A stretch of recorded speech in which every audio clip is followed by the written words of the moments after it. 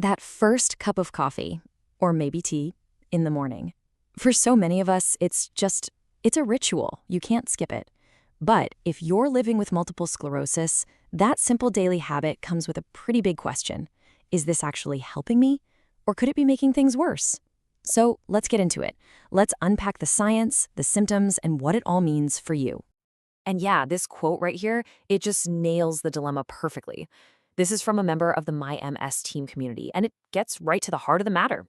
You know, that crushing fatigue that so many people with MS deal with, it often makes caffeine feel less like a treat and more like an absolute necessity, just to function.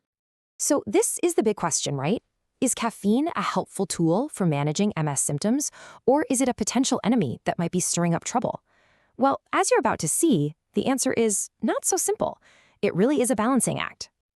Okay, let's start with the good stuff. Let's talk about the upside. What are those real, tangible benefits that make so many people with MS feel like caffeine is a powerful ally in their corner every single day?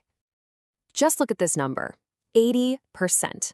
Let that sink in for a second. We're not talking about just feeling a little sleepy. According to the Cleveland Clinic, this is that deep, profound, often debilitating fatigue that is the single most common symptom of MS. So with a number that high, it makes total sense why people are looking for anything that can help. And that's exactly where caffeine steps in. I mean, at its most basic level, it's a stimulant. It literally speeds up the signals firing between your brain and your body. And the result of that? Well, you feel more alert, more awake, and way more focused. So how does this actually help with MS symptoms? Well, it goes right after that fatigue, which we just saw is a massive issue. Studies have found that coffee drinkers with MS say they have better concentration and that it helps them structure their day. Plus, and this is super interesting, research suggests that coffee specifically has anti-inflammatory properties. And that's a huge potential benefit since MS is driven by inflammation. But, of course, it's not all good news. For every potential plus, there's a potential minus to think about. So let's flip the coin and look at the other side of this argument, because this is where the picture gets a lot more complicated. For instance, caffeine can irritate the bladder, which can mean more trips to the bathroom, worsening bladder issues that are already common in MS. It can also ramp up anxiety or give you that racing heart feeling. And since anxiety can be a symptom of MS itself, caffeine could just be pouring fuel on that fire. And then there's the big one, sleep. This number from MyMSTeam really shows you how widespread sleep problems are. Over 13,000 members report dealing with insomnia. Caffeine, especially if you have it later in the day, can make it that much harder to fall asleep or stay asleep. And when you're already fighting fatigue, a bad night's sleep is the absolute last thing you need.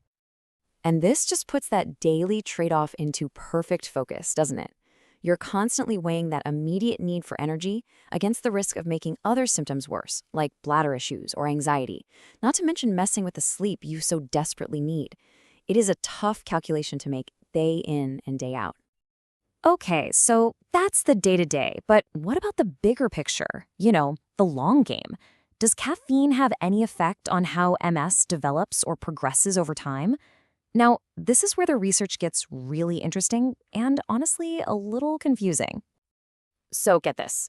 One major study actually suggested that people who drank about 4 cups of coffee a day were less likely to develop MS in the first place. That's a pretty wild idea, right? That a daily habit could actually have a protective effect? But hold on, before you go brew a giant pot, it's not the whole story. A major review of a bunch of studies came to a much fuzzier conclusion. They basically found that for every study saying there was a protective effect, there was another one that found no connection whatsoever. The evidence is literally split right down the middle. All right, so what if you've already been diagnosed? Can caffeine help slow things down then? Well, one Belgian study did find a positive link. It suggested that people with MS who drank coffee seemed to have a slower progression of disability over time. And yet again, the science just can't seem to agree.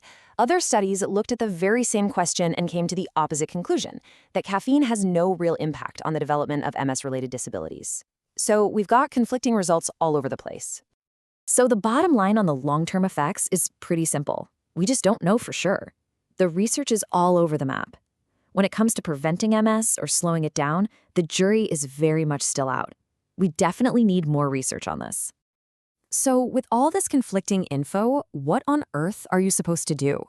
This is where we shift gears from the science lab to your actual life. The big takeaway here is all about finding what works for you. So where does this leave us? Well, it leaves us with a familiar but really crucial piece of advice. When you hear from pretty much all health experts, moderation is key. When the evidence is this mixed, avoiding the extremes is just the smartest way to go, especially with something as potent as caffeine. Now, just as a general guideline, the FDA suggests a limit of 400 milligrams of caffeine a day for healthy adults. That's about what you'd get in 4 or 5 small cups of coffee. This is a good starting point, a benchmark to keep in mind. But it is not the final word. The real answer lies with you.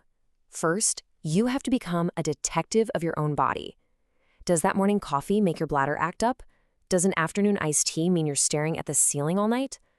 Second, keep track of what you're having. Know how much and when. And third, and this is the most important one, talk to your doctor. They can help you put together a plan that works for your unique situation. And this is really the bottom line. There is no one-size-fits-all answer here. Your personal sensitivity to caffeine is totally unique. Other health conditions you might have, like anxiety or high blood pressure, play a huge role. That 400 milligram guideline, it might be perfect for somebody else, but way too much for you. So as we wrap this up, the final thought isn't a definitive answer for me, but actually a question for you. Now that you're armed with all this info, the potential pros, the potential cons, how are you going to approach your next cup? The real power is in making a conscious, informed choice that's right for your body and your own health journey.